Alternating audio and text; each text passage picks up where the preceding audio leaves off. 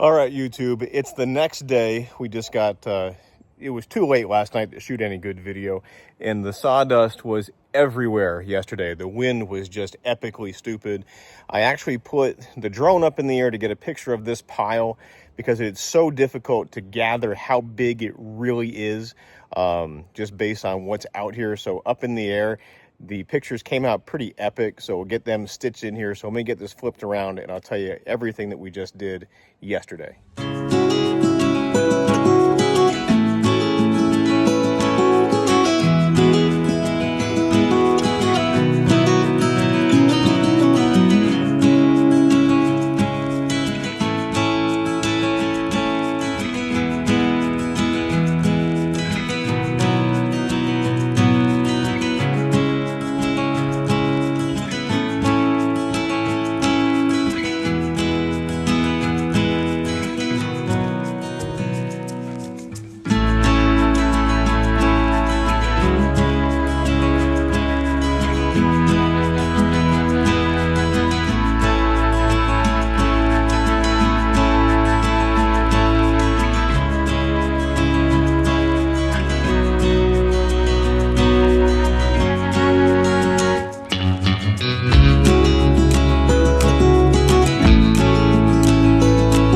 So we ended up, it had to be 7 o'clock, 7:30 by the time I got this done.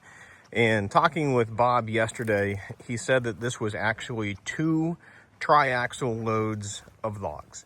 So there's approximately, I always view a Pennsylvania log truck to be about 7 cords as a minimum, 10 on the absolute heavy side. This was a lot of big stuff. So I'm gonna say there's between 14 and 16 cords in this pile, and it's epic. I'll put the hour meter picture up here on the screen. Just did the math. I used the picture from the walk around, or the video from the walk around when the customer dropped it off at the wood yard to what it is now. There is actually 3.7 hours on the unit, and we produced this much firewood. A lot of times I let the unit run because the oil cooler was still running, and I didn't want to shut the machine off. So there's some idle time in there from, loading the live deck with the trailer. So just doing this as a one-man band with a 2430 from Brute Force, and was able to knock this out. And again, I'm going to rely on the aerial pictures to truly grab how big this pile is. I mean, look at the sawdust pile. It's like 10 feet away from the unit. And those are 15-inch wheels, and we're 3/4 of the way up on them. And I bet you that's 6 feet wide. So Bob was pulling some barking things out of the splitter trough as I was processing. 56 horsepower Kohler diesel on this one, 2-stage pump. 4-strand live deck, and this is why I said you were going to laugh, because I was using the trailer. So some of the wood was so big that we took this big one and I set it laterally over the first axle just to have some kind of a counterbalance on the trailer to keep these tires on the ground. I should have kept my pickup truck hooked up to it because I wasn't really considering how big some of this stuff was. I mean, there's my hat. It is not a small piece of wood, and this was like one of about, a dozen that were in there that were like that size.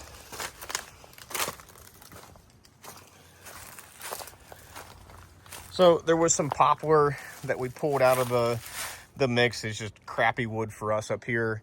They had a piece of pine that was in there. Bob cut down there was a dead tree here, so that's laying down. And then I've got this monster that I want to play with on a later date because it's all oak. So I'll take that down the wood yard. I think that's going to go into some really nice bundle wood. And I'm going to use a split forest to knock that out. But just using the RFR 07 heavy duty with the 210, grapple on it. And some of these we're a pretty good stretch. And like I said, I was picking this outrigger off the ground. Occasionally the tires left the earth, but yeah, for the most part, this put everything, well, not for the most part, it did put everything on the processor that got processed. And so we had to pivot the conveyor a little bit to get the pile to where I wanted it to be, because it was just starting to bump the top and I did not want to suck anything underneath and cause a time delay. But I want to say it's a 16-foot conveyor on this. Need to get the tape measure out officially. It's either a 16 or an 18. I'm pretty sure it's a 16. But she put out the firewood yesterday. My brain is still trying to comprehend everything that we actually accomplished yesterday with this unit.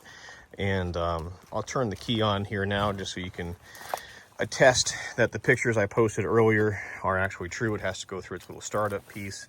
So the things that I have to do to it, the auto cycle valves have to be adjusted. And here's the picture that just came up. So it is showing 661.5. And we're going to turn the key off to keep it where it is. So I do have to adjust the auto cycle valves. I'm going to put a new bar on it. This did it a couple of times yesterday, and it's actually doing it right now because we shut it down last night. The chain is jumping outside the bar. It did it a couple of times. Throughout, it just seemed that when we went to cut, it would jump right back in the groove, so I really didn't fuss with it too much. I'm just going to attribute that to needing a new bar. Maybe something's a little bent, because it is possible to infeed that next piece of wood and bend the bar. We did take it off and dress it, but I didn't mark it, and I wasn't sure which way I took it off, so we put it back on. Probably the same way that it came off, to be honest. So, but yeah, super impressive. Gonna get over the shop, give it a hot pressure washer bath, and get all this sawdust and bark and all the crap knocked off of it. I asked Bob to leave it alone because I wanted the camera to capture everything that we did with it yesterday, just what it looks like after 4 hours, slightly less than 4 hours worth of use. And this is our 2430 from Brute Force. So let me close this one out and we'll get things cleaned up and move back to normal. All right, so again, this is the model year is a 2020, and the model is a 2430, 661 hours on it. Time will go up because I may end up over at Woodruff Woods. Shh, don't tell Darren, it'll be a surprise. Run some firewood over there for him while I've got it. And we are going to ask 64.5 on it will be the number. This trailer is a 2025 RFR 07, so it's a 16,000 pound deck over bunk trailer that we put the diamond plate on, and it does have the 21-foot reach grapple. So a trailer like this, spec'd out new with the options, the upgrades, the electric thumb switch, the upgraded J-rated tires, the spare tire, the trap door in the back, and the diamond plate's about $45,000. So pretty good package sitting between these two. And again, just a one-man band. I use the trailer to grab the logs, to load the deck, use the processor to make little pieces out of big pieces, and I couldn't be happier. It probably took me 30-40 minutes to set everything up, like what you saw in the opening video, just getting the trailer situated, bringing the processor in, dropping the legs so everything was nice and close and working distance. We didn't have to make a big pile. I could have put the dump truck underneath it. We could have used the bags. It would have taken a little bit longer, but Bob's just going to throw a tarp over this, and it is what it is. So if you want a quote on a new trailer or a new Brute Force processor or a splitter or anything else that we have to offer, give me a phone call. It's 833-SPLITTER. It's 833-775-4887. You can also email me at sales@shaverequipment.com.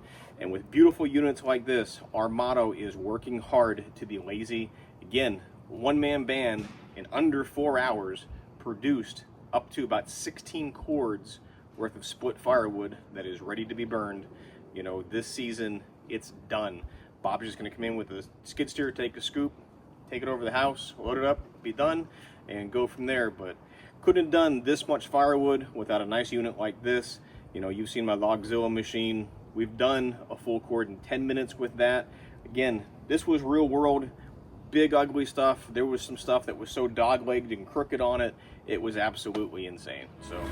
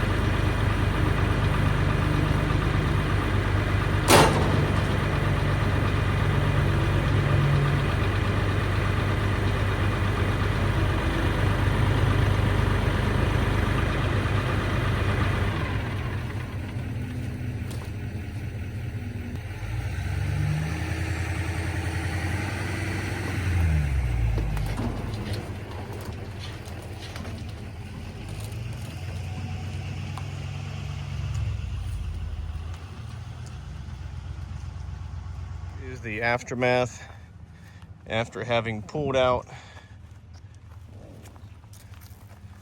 the processor.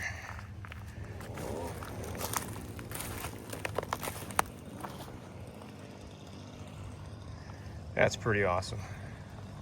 Now we'll come back up with the skid steer, the tool cat, move the trailer, then shove all this stuff right through the woods. And Bob has to be helpful.